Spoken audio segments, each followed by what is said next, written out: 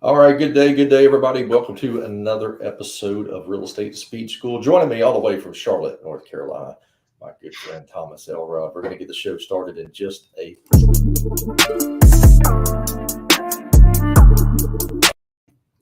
All right, my man. So we're digging in Real Estate Speed School, all things that we want to, help. The whole idea of the channel is just to get great information from great leaders all throughout the United States, and you know people need help, right? I mean, that's the bottom line, and we all needed help to get started.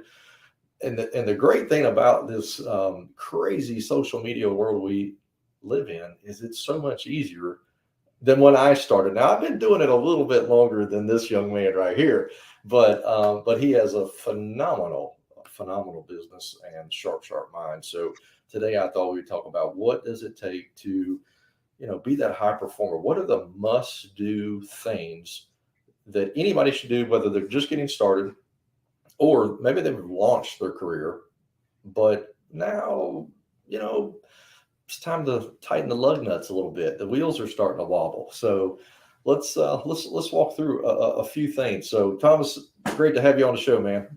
Great to be here. Appreciate it so much. And you're right, Absolutely. Jason. We're all in this together for sure. I mean, absolutely. I mean, there's, as we have said, and I've heard you say many times, there is plenty of business for every single person out there. What we want to do is make sure that every touch with the consumer is at the highest level because it makes us all look better and look professional, which is what we want to be, right? That's what we want to be. So let's dig into that high performance must do. So one thing we thought, we'll start it off with this. Let's you speak to this so well, but there's a difference between doing this as a hobby from your kitchen table and going to the next level. So talk to us a little bit about that. Well, I think we all get into real estate thinking that we're going to be a 1099 and we're going to control our own schedule and we don't have a boss, and that's scary thinking. And I see a lot of agents do that. Our industry has about a 81% turnover rate, meaning that when 100 people get their license within 24 months, only 19 are still in the business. And it's because of that mindset of I'm my own boss. I get to make my own hours. I can come in and, my home office and 10 a.m. and make a couple phone calls, shoot a couple of texts, and I'm going to be successful in real estate. I'm going to have the private airplane and the Right. the Lamborghini and the big mansion and all that. And it's actually the teetotal opposite. You are a business. We're all businesses. We're all CEOs of our own empires, right? And whether it's just a one-man show or 100-man show, woman show, then and we're all CEOs. But I say it, we're really CAOs. We're chief awareness officers. And we have to be aware of ourselves, our strengths, right, our areas of opportunity. I don't like to call them weaknesses, but our areas of opportunity. And we have to treat this business like the previous business we were in when we were working for someone else. And if we were supposed to be in the office from 8 a.m. in the morning until 5 o'clock in the afternoon with a 1-hour lunch break, then you should be doing that now, and even more than that now. I find that I learn the most when I'm in my office physically with all the other agents, because there's deals going left and right. There's conversations about marketing. There's conversations about where the market's headed, interest rates being high, low, and everything in between, and just being plugged into your office and being there and treating it like a job, because it is a job. That's and right. we tend to think that it's not. Real estate is so celebrityized, right? And it's just it's really not that way. You gotta, everybody wants to be a rock star. Yep. Nobody wants to take the time to slow down and learn how to play the chords, right? Yeah. That's so true. Treating it like a business, it's the same things that every business does. They have a database. They're doing marketing. They're doing prospecting. I like to call it new business development, because prospecting has such a bad connotation. At the end of the day, it's building relationships. How many relationships did you build today? I'm asking my agents that constantly, and that's where it starts. And it's the lead follow-ups, and it's the appointments, and it's the negotiations, and it's the role play and the scripts. And as this market shifts, it's going to get even harder. And Right. there's going to be less leads coming in, which means we have to win the conversion war on the battlefield. And that's what it's going to be about. And those that are the sharpest, those that treat it like a business, are going to prevail at the end of the day, and they're going to stay in business. And when the market turns back around, they're going to be very glad they did. Their future self will thank their old self for Yeah. treating it like a business. And people are saying, well, where do I start, Thomas? Where do I even start? So I started with E-Myth Revisited by Michael Gerber. There's a real estate agent version. And so if you don't have that book, grab the book. Do yourself a favor. I don't get any proceeds. I didn't help write it. My name's not in it. There's no royalties. But that book changed my life because I was thinking like a technician. I was out there doing the work. I was in the trenches. I was working on the business. I was working in the business. I was doing everything that a technician would do.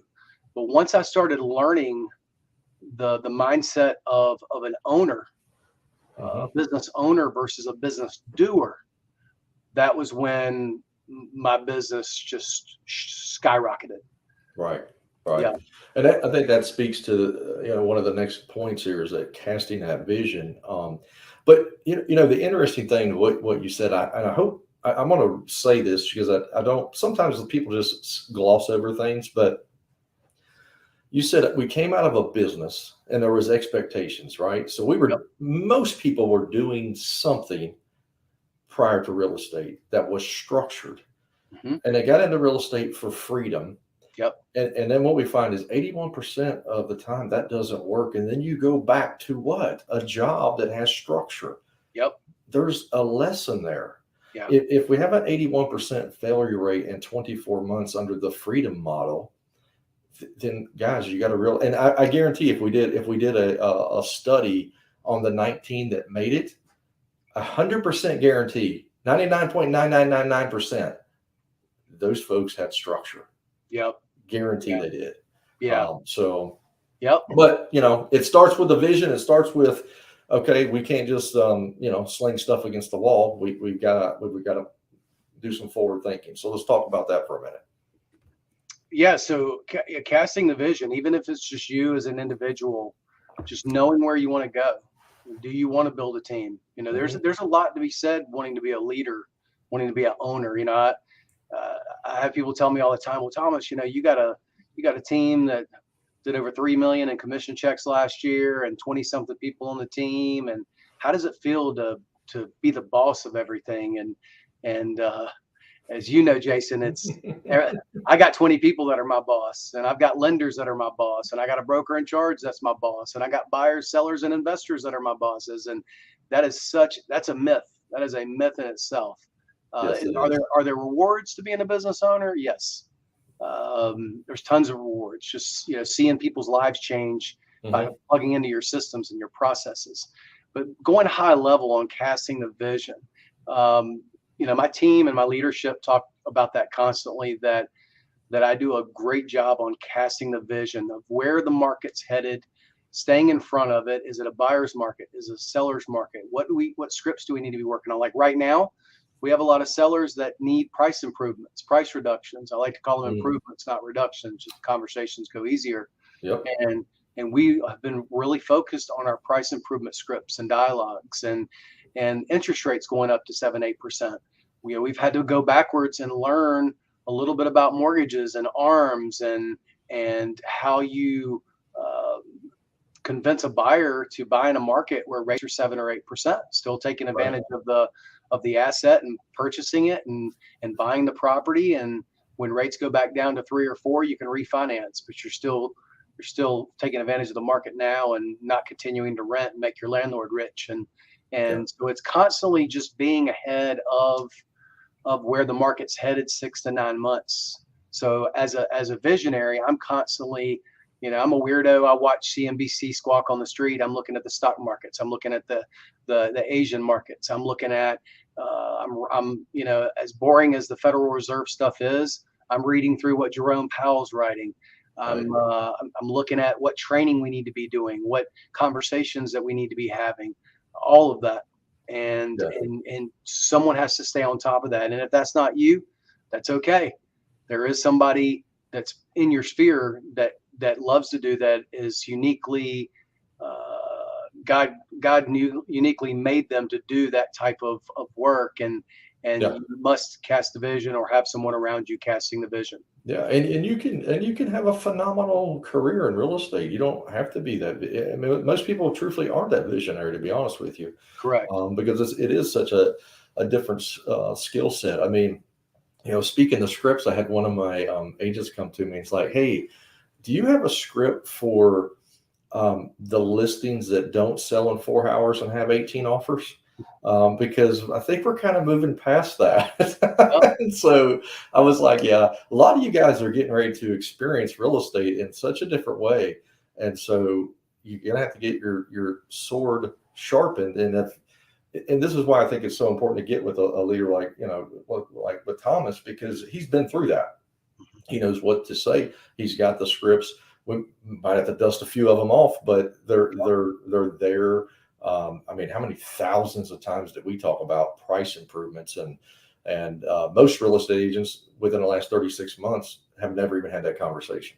no. Never even had that. I got in the business in 2010 when everyone got out of it, and I can remember where here in Charlotte, North Carolina, Jason, we had a year and a half supply of homes. We had a 500 days on market average Right. supply of homes. Yes. And you got really good on your price improvement scripts, and and now I'm just having to pull them out of the old woodshed out back, Yeah. and take the cobwebs off of them and bring them back around.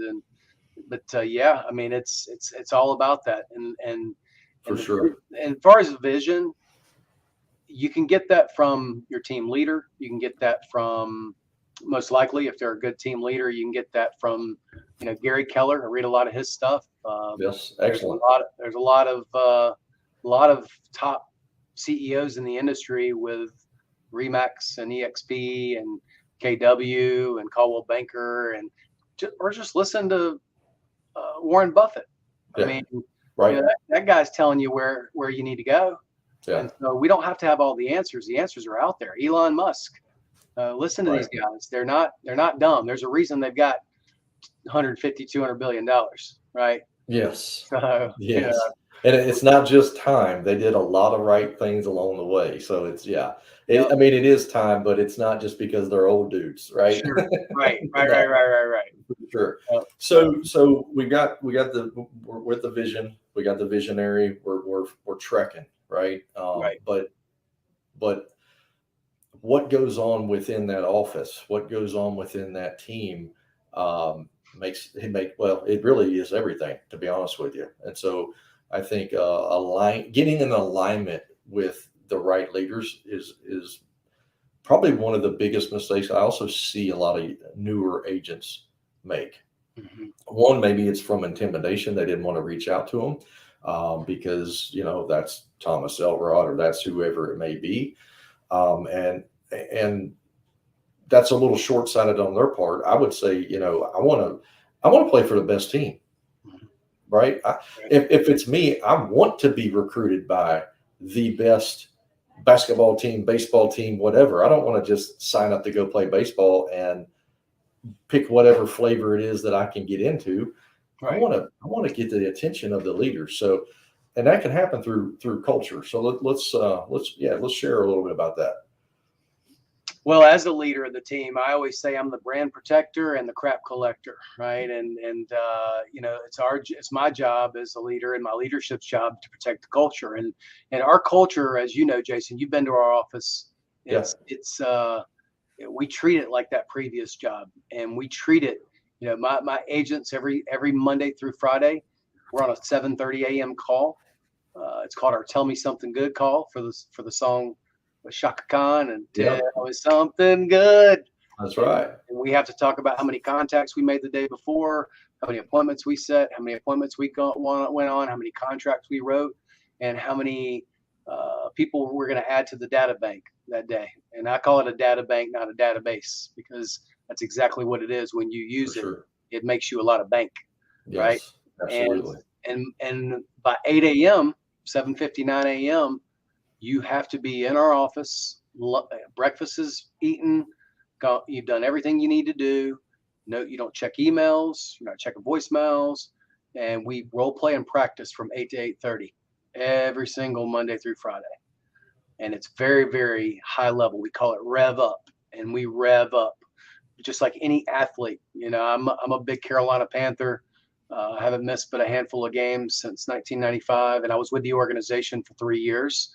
I saw what professional athletes do, and they warm up before they get out on that field, and for a lot of different reasons. Mentally, physically, you don't want to pull something. We should be doing the same thing, and so we're warming up till 8:30, and then we're on the phones until at least 11:30, 12 o'clock each day before we even go on a consultation. We don't go out in the mornings. We do it first thing in the morning, just like working out. Anything that's real hard, you want to do it first in the day when it's strongest. When your willpower is strongest, and we knock it out. And then in the afternoons, we're turning emails, negotiating contracts, going on appointments, all the other stuff that goes with brokering real estate. And so that's our culture. We are a prospecting based company that's marketing enhanced. Most real estate companies that I've seen, especially in the last 5 years when everybody's making a lot of money, most real estate companies are marketing based and prospecting enhanced. And they're going to get their rear ends handed to them as we go into 7, 8, 9% interest rates, as we go into a tougher market, as we go into less leads. They're going to need to get back to the prospecting. And so our culture's big on it. Our teammates call each other out. They know each other's whys. We have vision boards above everybody's desk where they do their prospecting. So we all know each other's whys and why we're doing what we're doing. But as you know, for us, prospecting is our culture, and culture is prospecting for us. Yeah, no, it's huge. I think it's huge because, to your point, if you're marketing machine led and not enhanced, like marketing is definitely it's the gas, but it shouldn't be like, eventually you'll burn it down if you don't keep pushing prospects. Yeah, I mean, you can't pump a flat market. I've seen many car dealers and real estate agents go out of business, trying to pump a flat market with radio and TV and billboards and internet leads and everything else. And I mean, to me, the best leads I love are FSBOs, expireds, withdrawals, because they've already had their butt whipped with another agent. They've already tried to do it on their own, and it cost me a little bit of my ego of picking up the phone and maybe getting some rejection. Other than that, there's nothing that comes close to picking up the 500-pound phone. Nothing. Right. That's right. You just have to do it, and you have to. I was and this isn't a plug for. I won't even say his name, but he's a big, massive coach, and he's got about 4,000 coaching clients that pay him $1,000 a month. So you can do the numbers on that. He makes about $48 million a year. And I was at his event in Las Vegas a few years ago, and he said, when you get rid of your ego, it's when you'll make a lot of money. And it starts with getting rid of your ego, embracing rejection, embracing the no. And no doesn't mean N-O, it means K-N-O-W. They just need to know more before they can make a good educated decision. You haven't asked the right question to get the right answer. And that's what it's about. So it is for sure. And one thing that we pour into as many people as we can, and it could be agents or just people that believe in themselves, is if I call Thomas, in my core, I know that I am the best person, the best agent who can serve his real estate needs, and that for him not to choose me is actually doing a disservice to him. And so once you get that type of mindset, once you get that kind of core belief down in here, man, that phone don't weigh anything. You're helping people. You are actually helping people. Yeah. No, I feel bad sometimes when I get off the phone with someone where they're like, "Oh, we're gonna go with our nephew, he just got his license. And I'm thinking, man, you just took your largest asset and you're trusting it with your nephew, which I'm sure your nephew is a sweetheart of a Yeah. young man or young lady. And at the end of the or young man, but at the end of the day, you know, I wouldn't I wouldn't have surgery done on me with someone who's done one surgery, Yeah. right? Right. I wouldn't take my family around the world with a pilot who's only flown once or twice, Yeah. right? And it's the same thing. And I just Yeah. have to just pray for him and wish him the best of luck. Yeah. And hopefully the nephew has enough uh, humility and no ego to ask for help. Yeah, it's one thing you never hear, Thomas, is somebody, I just found out I have cancer. Could I get the kid that just got out of college? Right, What we migrate to the best immediately, right, the best that we can afford or the best that insurance will provide or whatever. But, you're going in for heart surgery. It's like, you want to know how many times have you done this? right. If the answer is probably less than 1,000, I'm out. Yeah, Like, no, you're not my surgeon. no, no, You're not my guy. no, no. Well, same thing with hiring an attorney. You wouldn't hire an attorney if it's their first case they've ever tried. Right. So why are you going to take a $400,000 asset or whatever price point that you're Yes. in your city? Why would you do that? Right. Why would anybody do that?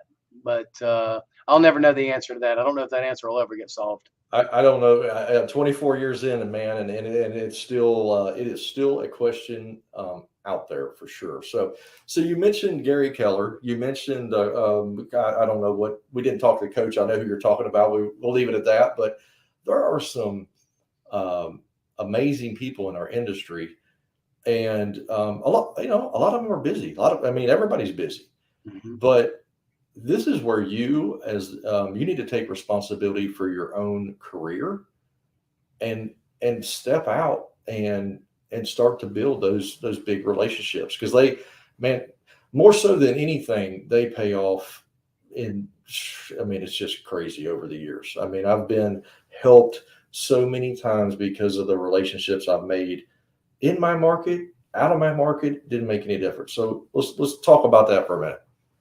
Well, I know it sounds like a broken record, but it's back to getting rid of your ego. And I go and beg and plead and tell that big relationship how great they are until they finally will pour into me and talk to me. And I do not give up. And it's back Yeah. to picking up that 500-pound phone. And if I want to emulate someone in their business, first off, I want to know, I'm looking. I want to know their culture, and I want to know their financial statement. I want to know how many hours they worked in the business last year, or last week, or last month. I want to know a little bit about them. But once I find that out, then that's who I go after, and I will not stop until I get them to accept at least an hour, 2 hours, 3 or 4 phone calls Hmm. of pouring into me and answering questions. And a lot of times you just have to paint the picture where they can see themselves in you, and they can see like, all right, I was there once. Let me slow down here for a minute and pour into this young man or young lady. Yeah. And that's what I did early on. I got my license in 2010, and before I knew it, I was my first coach was Jeff Glover, and Glover University, great guy, and Yeah. I flew to Detroit, Michigan. I don't know if you know this, Jason. I flew to Detroit, Michigan in January of 2013 in the freezing cold, and went to his office and begged him and followed him around for 2.5 days, begging him to coach me. And he says, Thomas, I don't coach people unless you're on my team. And I'm like, Right. I need you to coach me. Right. Please, like, what do I need to pay you? And, we could do it 6 months. And he's like, I'm just not going to coach you. And I was like, well, I'm not leaving Detroit until you coach me.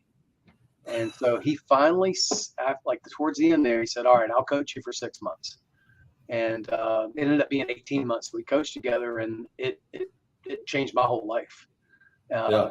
But if I hadn't have gone up there, then you and I wouldn't be on this podcast today, and we wouldn't have had the last several years of Yeah. success that we've had like we've had it. Yeah, I think in looking hindsight, I think you changed his life a little bit too, because he coaches a lot of people now. He does. And he told me that. He told me that. He says, you did spark the fire. You did get it Yeah. going.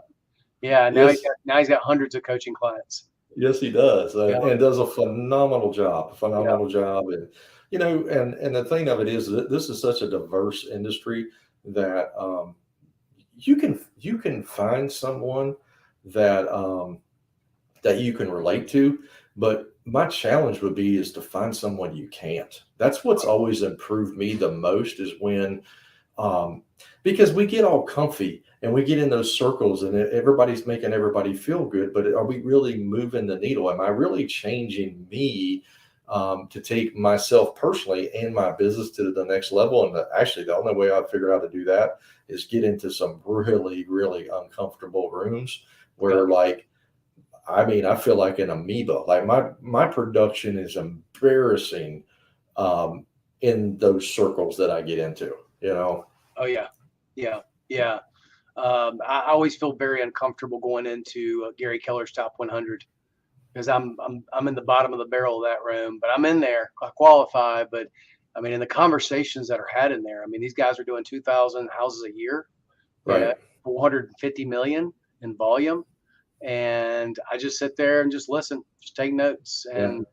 and whatever's coming out of their mouth, that take it and run with it and do something with it, Yeah. and that's what it's It, about. it, it is. I mean, I spent an hour on the phone with a guy the other day that when I calculated his production, he sold more homes by January 12th last year than we sold all year. Wow. And I was like, man, that's a big number. And I was grateful for the time. And um, but that's the thing. You can't just hang around people that are at the same level that you are if you want to continue to grow. Yep. And that doesn't necessarily always mean monetarily or by units or whatever. Just personality, because having a life is also very, very important.